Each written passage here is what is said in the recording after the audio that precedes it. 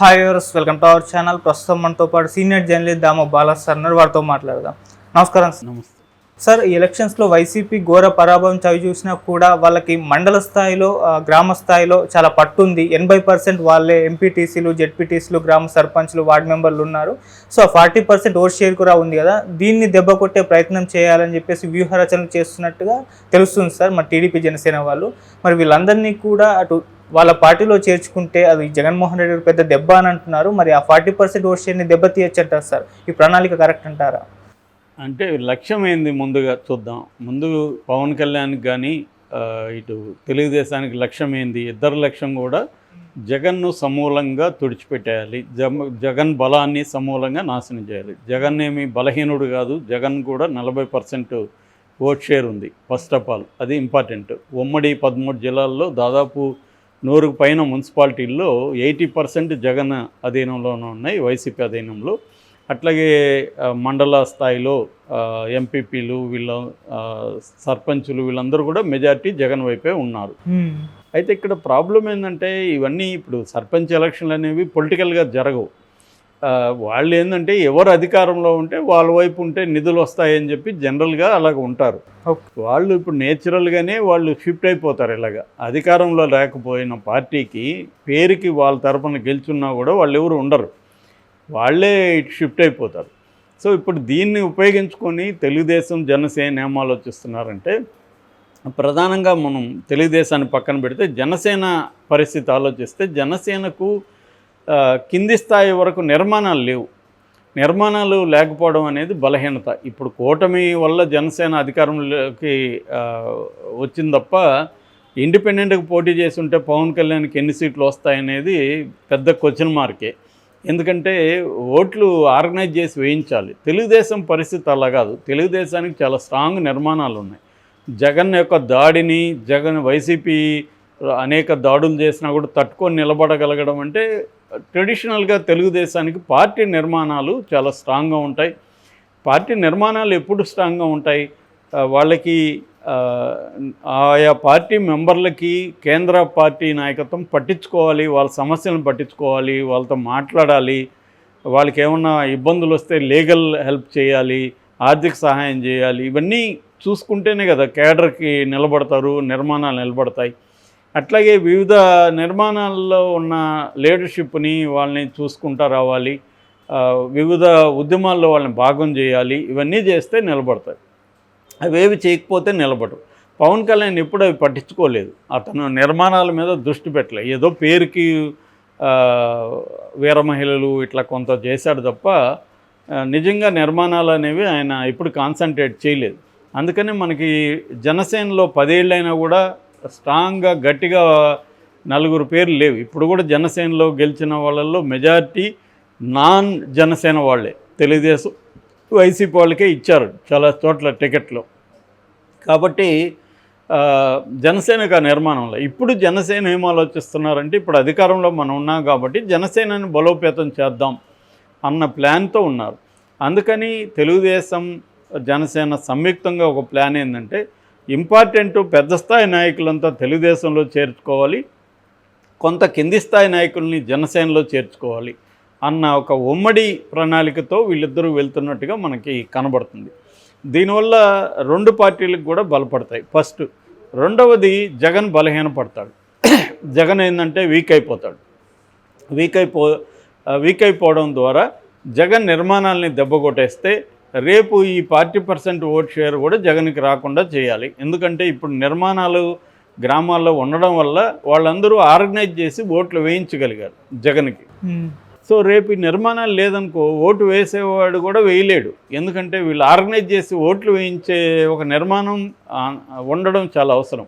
జగన్కి ఈసారి దెబ్బ కొట్టింది ఏంటంటే, జగన్కి సంబంధించిన సొంత సామాజిక వర్గం రెడ్లే జగన్ని ఇబ్బంది పెట్టారు. ఎందుకు పెట్టారంటే, జగన్ వాళ్ళని పట్టించుకోలేదు 5 ఏళ్ళు. తాను జనం వెర్సెస్ జగన్ లాగే ఉండిపోయాడు.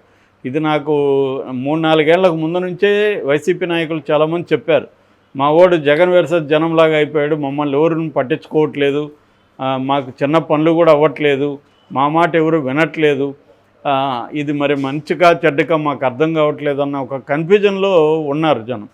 సో అది దానివల్ల ఏమైందంటే ఈయన బీసీలు ఎస్సీలు నా బీసీలు నా మైనార్టీలు అని చెప్పి ఇచ్చాడు. కానీ ఒక బలహీనమైన వాళ్ళు బీసీలు ఎస్సీలు వీళ్ళందరూ ఏంటంటే సామాజికంగా ఆర్థికంగా మందిని ఆర్గనైజ్ చేయడంలో బలహీనంగా ఉంటారు. వాళ్ళకి ఖచ్చితంగా అప్పర్ కాస్ట్ బ్యాచ్ కావాలి.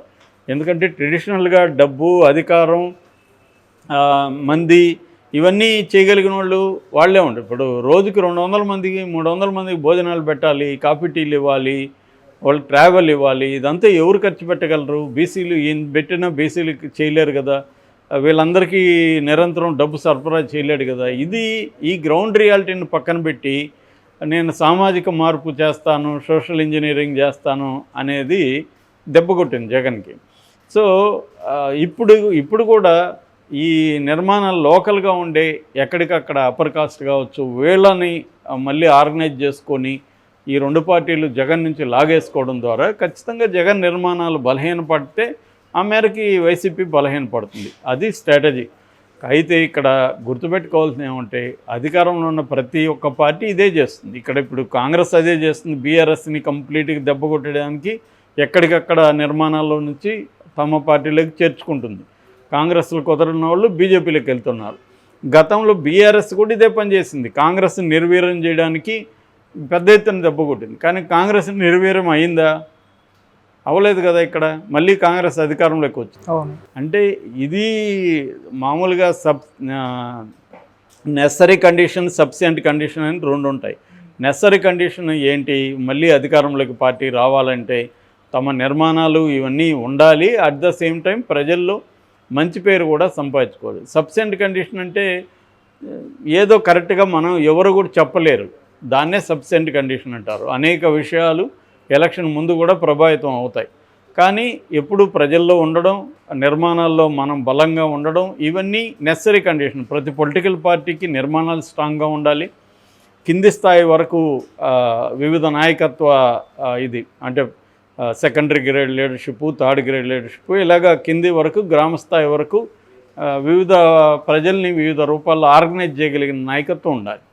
సో ఇది ఇప్పుడు వీళ్ళు ఫోకస్ చేస్తున్నారు. అది వాళ్ళకి ఉపయోగకరమైందే. అది ఎవరైనా కూడా చేస్తారు. అదే పని వీళ్ళు కూడా చేస్తున్నారు. ఓకే. సో దీన్ని ఖచ్చితంగా జగన్ ఫేస్ చేయాలి. జగన్కి ఇవన్నీ నష్టాలు. ఎప్పుడైనా ప్రతిపక్షంలో ఉంటే నష్టాలు ఎక్కువ ఉంటాయి. అయితే మరి అట్లాంటప్పుడు ప్రతిపక్షమే గెలవకూడదు కదా చరిత్రలో ఎప్పుడు కూడా. మరి ఎందుకు ప్రతిపక్షాలు కూడా గెలుస్తున్నాయి? గతంలో కూడా జగన్ ఇదే దెబ్బతీశాడు కదా.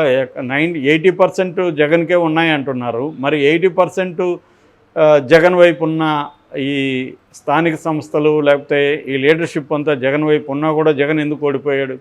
దీనికి ఆన్సర్ ఉందా? సో క్లియర్గా ఏంటంటే వాళ్ళందరినీ తమ వైపు తిప్పుకున్నంత మాత్రాన సరిపోదు. జనంలో వ్యతిరేకత రాకుండా చూసుకోవాలి. అంటే తాము ఇచ్చిన హామీలను నెరవేర్చడం, ఆ తర్వాత తాము చెప్పిన అభివృద్ధి సాధిస్తామని చెప్పారు, అభివృద్ధి సాధించడం, శాంతి భద్రతల విషయం చూసుకోవడం, పెట్టుబడులు తీసుకురావడం, సంక్షేమ పథకాలను అమలు చేయడం, ఇవన్నీ కూటమి ముందున్న కర్తవ్యాలు. ఇవన్నీ చేయాలంటే కేంద్ర సహకారం లేకుండా చేసే పరిస్థితి లేదు. కేంద్ర సహకారం ఇప్పటికైతే బలంగా లేదు. మరేమన్నా గడిచే కొద్దీ మేము ఇస్తామని చెప్తున్నారేమో తెలియదు. ఈ కేంద్ర సహకారం కానీ ఉంది.